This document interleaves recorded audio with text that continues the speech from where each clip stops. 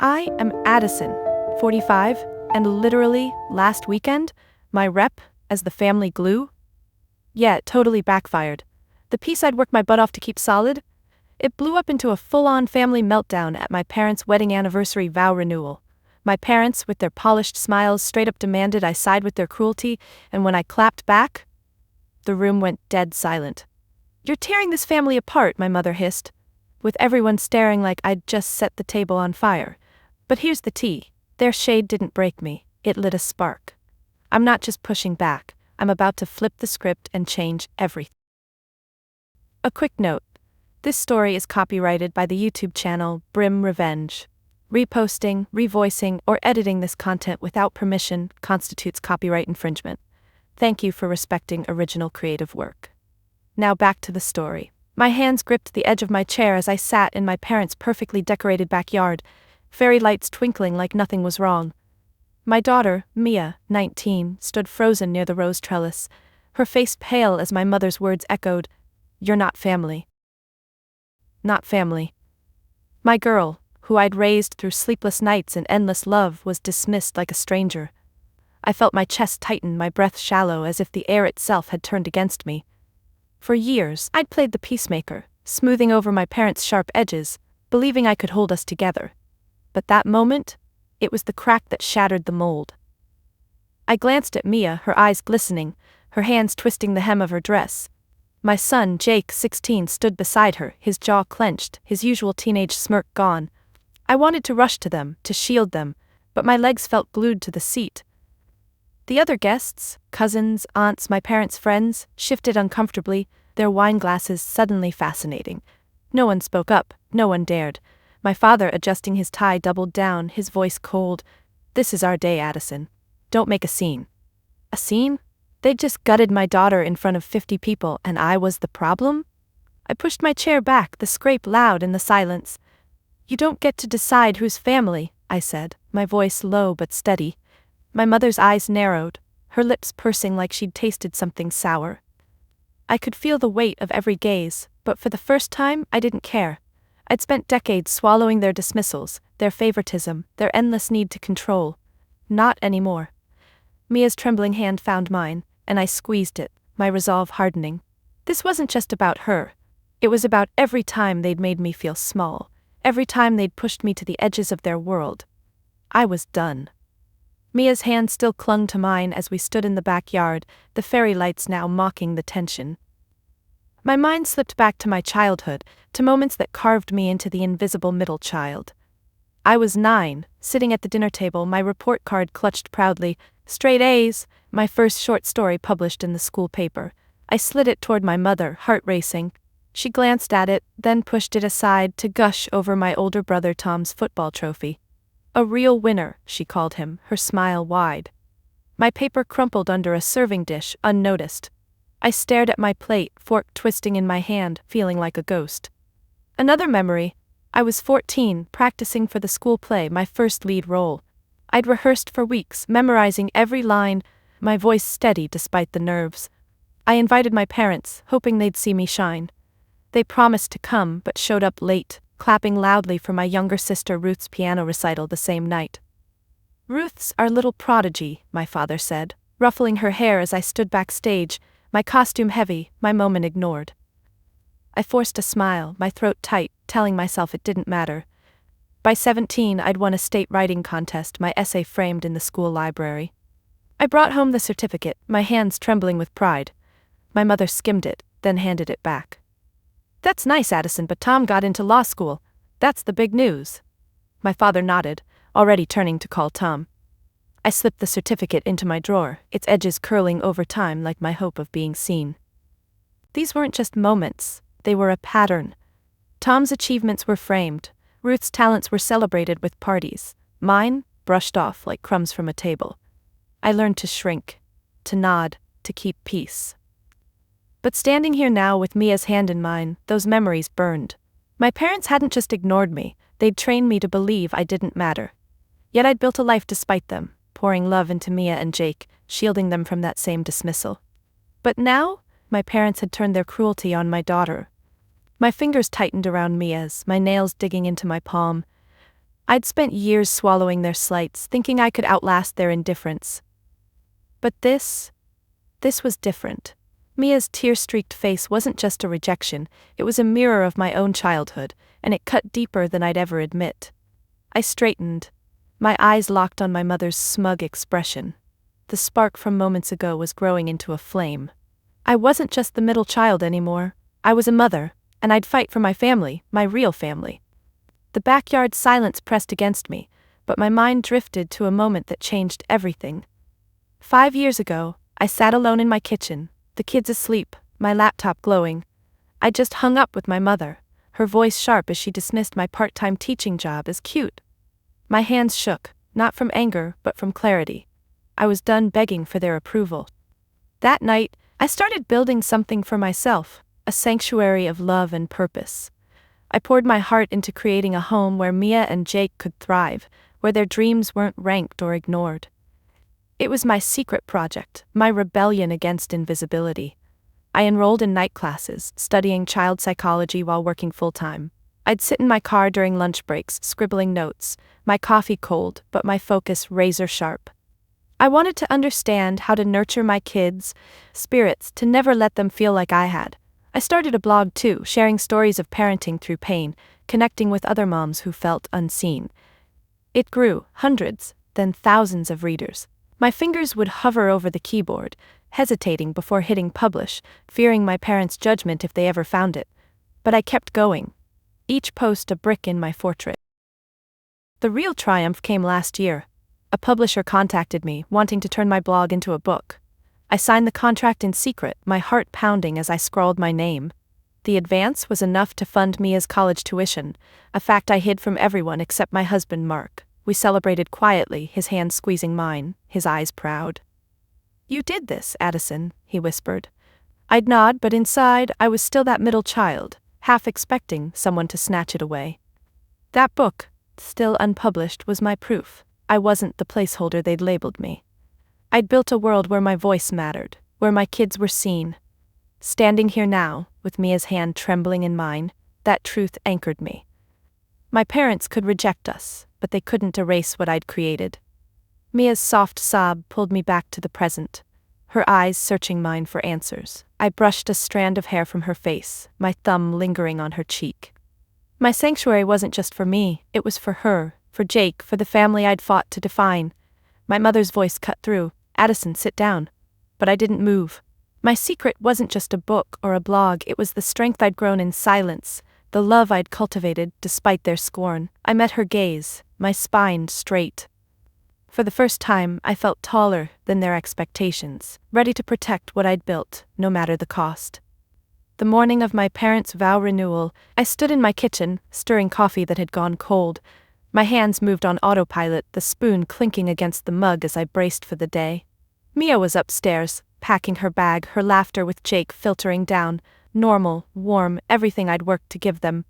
But my stomach churned at the thought of facing my parents' house again, their perfectly curated event waiting to swallow us whole. I'd almost said no, but Mia insisted on going, her voice soft but firm. "I want to see Grandma and Grandpa." Her hope stung me. She still believed they could love her. I glanced at my phone, a notification from my publisher glowing, "Manuscript edits due Monday." My book, my secret triumph, was so close to release, a beacon of everything I'd built away from my parents' shadow. But today, that felt distant. I tucked the phone away, my fingers brushing the car keys. Mark caught my eye from the doorway, his brow furrowed. "You don't have to go," he said, his voice low. I forced a smile, adjusting my scarf. "I know, but Mia deserves a chance." He nodded, but his hand lingered on my arm, a silent anchor. Driving to my parents' house, I gripped the wheel, my knuckles white. Mia sat beside me, humming softly, her dress pressed and perfect. Jake slouched in the back, earbuds in, but his eyes flicked to me in the rearview mirror, wary. I wanted to tell them to turn back, to protect them from what I knew was coming. But I didn't. I parked in their driveway, the familiar white columns looming like sentries. My parents' house hadn't changed. Same manicured lawn, same air of untouchable perfection.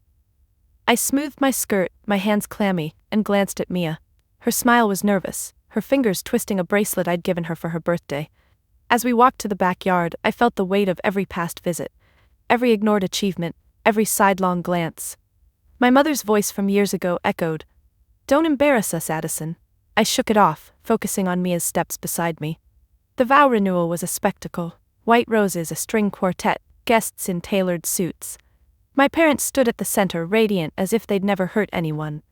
I took a breath, my heart thudding, and guided my kids forward. This was their moment to see the truth and mine to face it head on. I wouldn't let their world shrink mine anymore. Not today. The backyard buzzed with chatter, but the moment we stepped through the rose-covered arch, a chill settled over me. My mother's eyes landed on us, her smile tight, like she was sizing up an intruder. I guided Mia and Jake to our assigned table, my hand steady on Mia's shoulder, though my pulse raced. The guests' laughter felt distant, their clinking glasses a mockery of the warmth this event was supposed to embody. My father, in his crisp suit, raised a toast to family, his voice booming. I caught the irony, my lips pressing into a thin line. As we sat, my mother approached, her heels clicking on the stone path. "Addison, you made it," she said, her tone syrupy but edged, like a blade wrapped in silk. Her eyes flicked to Mia, then away, as if my daughter was a smudge on her perfect day. "Nice dress, Mia," she added, but her gaze lingered on a cousin's designer gown instead. Mia's smile faltered, her fingers curling around her napkin. I squeezed her knee under the table, my own hands trembling with the effort to stay calm. My father joined us, his presence looming. "Still teaching those little classes, Addison?" he asked, his smirk cutting deeper than the words. I nodded, my throat tight, unwilling to give him the satisfaction of a flinch. "They're not little," Jake muttered, his voice low but sharp. My father's brow arched, but he ignored Jake, turning to praise Tom's latest legal victory to a nearby guest. I felt the familiar sting, my work, my life, dismissed again. Mia shifted beside me, her eyes downcast, and I saw her brace for the same rejection I'd known. The jabs kept coming. My mother leaned in, her perfume overwhelming, and whispered, "You could have dressed up more, Addison. This is our day." Her words landed like a slap, but I kept my face neutral, my fingers digging into my palms. The guests around us laughed at some joke, oblivious to the tension. I glanced at Ruth across the lawn, her smile strained as she nodded at our mother's friends. She caught my eye, her expression flickering with something, guilt, maybe, or recognition. I wanted to scream, to upend the table, but I stayed still, my breath shallow.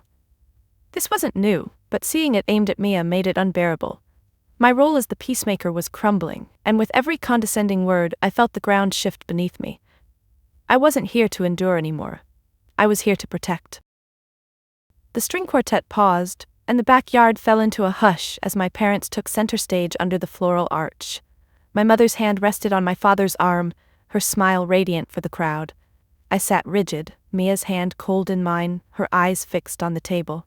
My father cleared his throat, his voice carrying over the guests. "Today we celebrate family," he began, his words polished, rehearsed. I felt a flicker of hope, foolishly, that maybe they'd soften. Then my mother's gaze landed on Mia, sharp and deliberate, and my stomach dropped.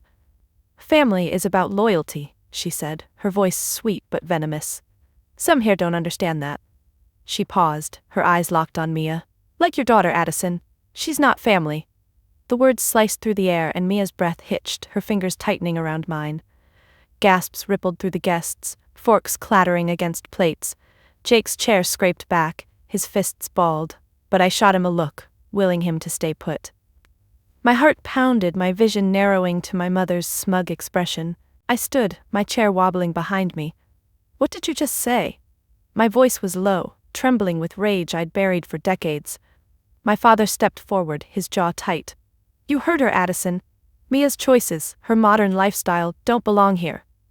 Mia, who'd done nothing but love and study and grow, was reduced to a scapegoat for their control.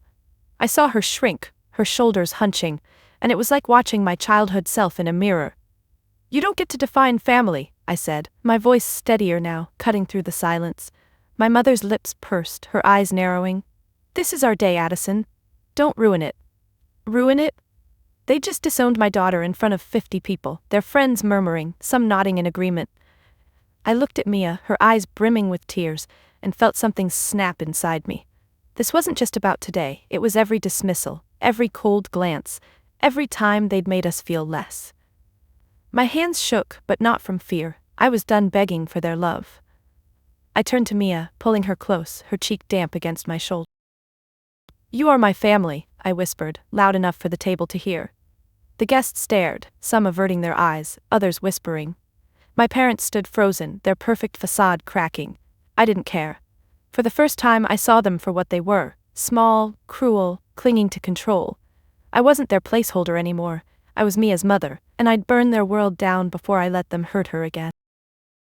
Mia's tears soaked my shoulder as the backyard silence grew heavier, the guests' whispers fading into a dull hum. I guided her toward the edge of the lawn, Jake trailing close, his jaw tight, eyes darting between me and the crowd. My parents stood under the arch, their faces a mix of defiance and unease, but I wasn't focused on them anymore. I needed air, space, anything to shield my kids from this wound. As we reached the garden gate, a soft hand grabbed my arm. Ruth.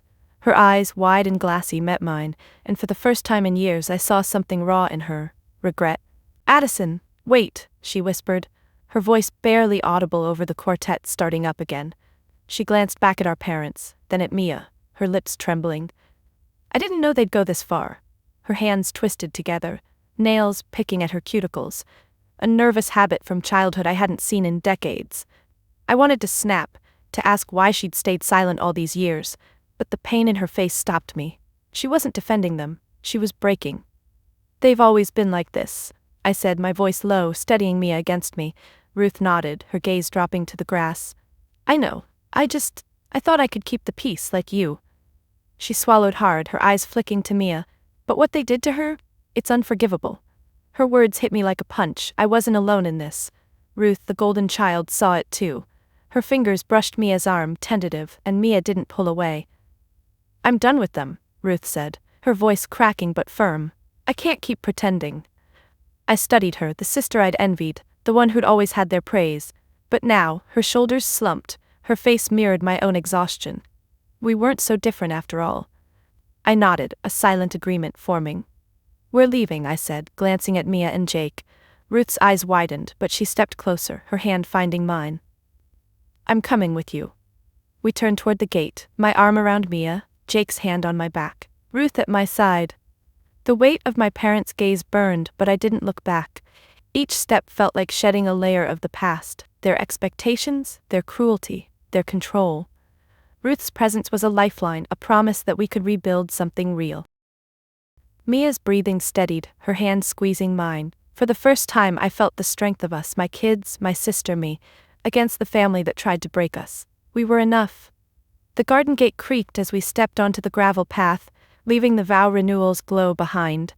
Mia's hand stayed in mine, her grip less desperate now, while Jake walked close, his earbuds dangling, forgotten. Ruth's heels clicked beside me, her face set, eyes forward. The murmurs of the guests faded, replaced by the soft rustle of leaves in the evening breeze. My parents' voices didn't follow, no shouts, no pleas. Just silence, their absence louder than any words.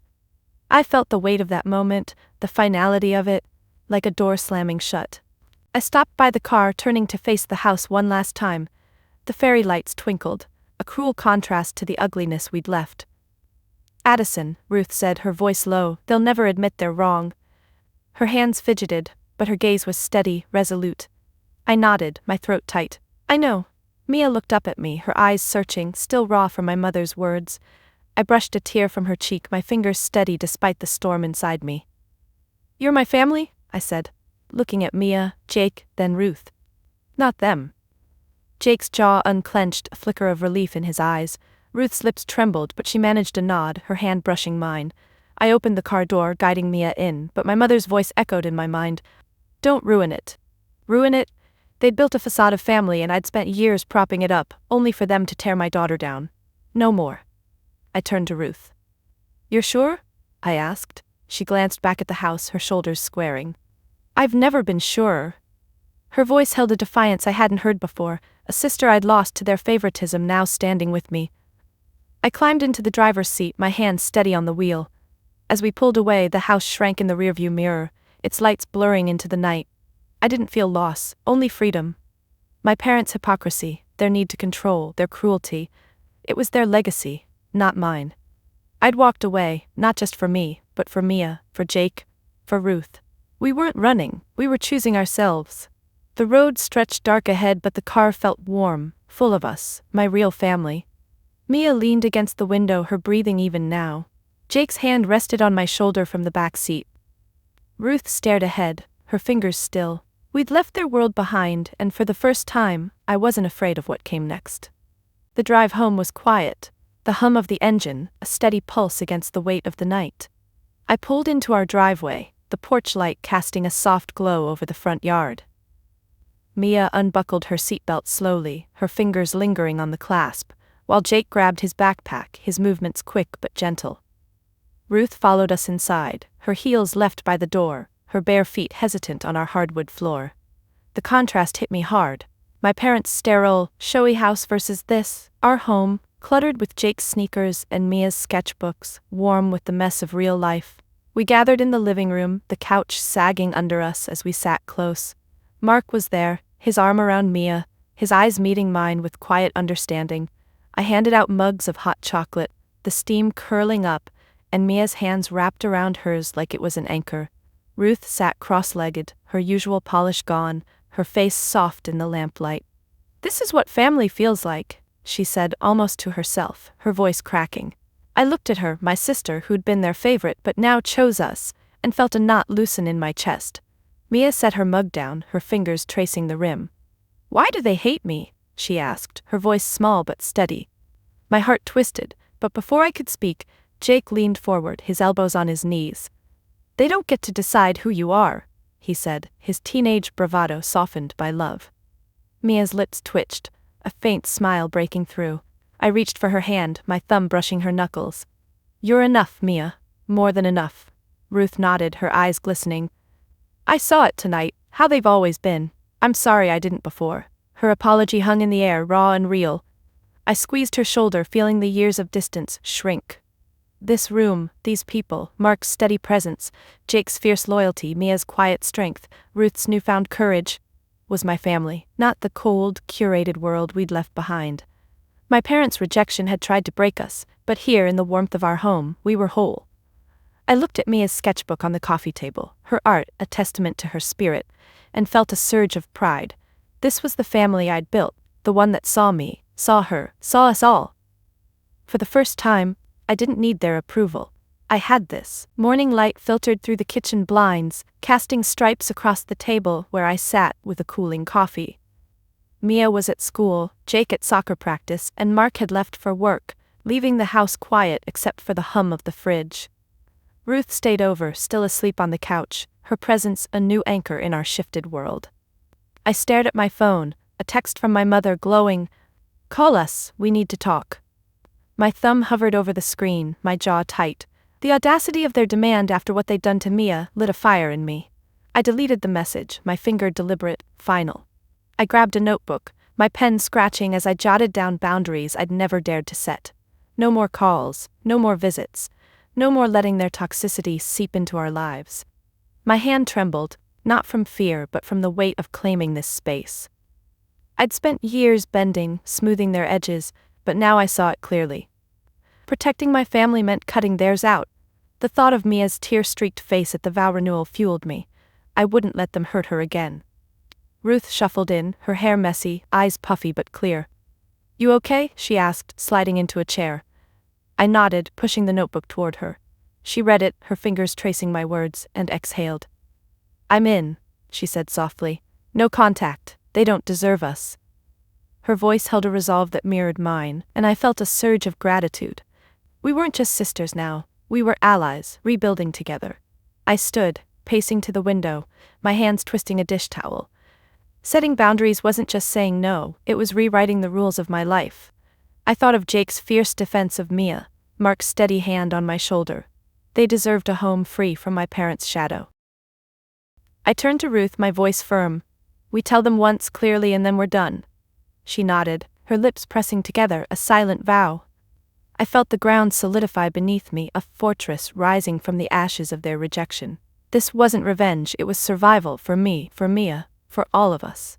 The afternoon sun spilled across my desk as I sat in my home office, the manuscript for my book open on my laptop. Pages of my story, years of parenting, pain and triumph, stared back at me. My fingers hovered over the keys, not typing, just tracing the edge of the keyboard. Mia's laugh echoed from the living room where she and Jake were playing some board game, their voices light, unburdened. I'd cut my parents out 2 weeks ago, a single letter sent, stating we were done. No reply came, and the silence was louder than their cruelty ever was. But here in my home I was building something new. I thought of my book, not just a collection of blog posts, but a testament to the family I'd created. It wasn't about their name, it was about mine, Addison, the mother who refused to let her kids feel invisible. I started typing, my words flowing faster now, describing how I'd taught Mia to sketch her dreams, how Jake's quiet strength reminded me of Mark. Each sentence felt like reclaiming a piece of myself, stitching together a legacy that wasn't tied to my parents' approval. I paused, glancing at a photo on my desk, Mia, Jake, Mark, and me at the beach last summer, sand on our faces, grinning. My parents had never asked about our lives, never cared to know the joy we built. Now, I was channeling that joy into something bigger. My book's proceeds would fund art classes for Mia, maybe a soccer camp for Jake. I'd already started a blog series on setting boundaries, and the comments poured in, strangers sharing their own stories of breaking free. My fingers tightened around my pen, a quiet pride swelling. I wasn't just surviving, I was shaping a future where my kids could thrive, where my voice could lift others. Ruth poked her head in, holding a mug. "Still writing?" she asked, her smile soft. I nodded, gesturing to the screen. "This is ours now?" I said. She sat, her eyes scanning my words, and for the first time I felt seen by her, not as the middle child but as the woman I'd become. My legacy wasn't their name, it was this. A home full of love, a story that mattered, a life I'd claimed on my own terms. I stood on our back porch, the evening air cool against my skin, a glass of wine in my hand. The kids' laughter drifted from inside, where Mia was teaching Jake to sketch, their voices mingling with Mark's playful teasing. Ruth had left for her own place earlier, but her promise to visit tomorrow lingered, a new thread in our family's fabric. I leaned against the railing, staring at the stars, and let my mind settle. The weight of my parents' rejection, once a crushing force, felt lighter now, like a shadow I'd stepped out of. I thought back to that night at their vow renewal, the moment they'd called Mia not family. My chest had burned then, but now, standing here, I saw it for what it was. Their loss, not ours. I'd spent decades chasing their approval, molding myself to fit their expectations, but it was never about me. It was about their need to control. Letting go wasn't just walking away. It was realizing I didn't need their validation to know my worth. Mia's resilience, Jake's loyalty, Mark's quiet strength, they were my proof, my truth. I sipped my wine, the glass cool against my lips, and felt a peace I hadn't known was possible. My book was set to publish next month, a story of building love from pain, and the messages from readers already poured in, calling it a lifeline. I wasn't just Addison, the middle child. I was Addison, the mother, the writer, the woman who chose herself. The stars above seemed brighter, as if reflecting the clarity inside me. I didn't need to prove anything to anyone but me. So what do you think? Did I walk away strong enough, or should I have done more? Have you ever had to cut ties to find peace? Drop a comment below with your story. I'd love to hear it.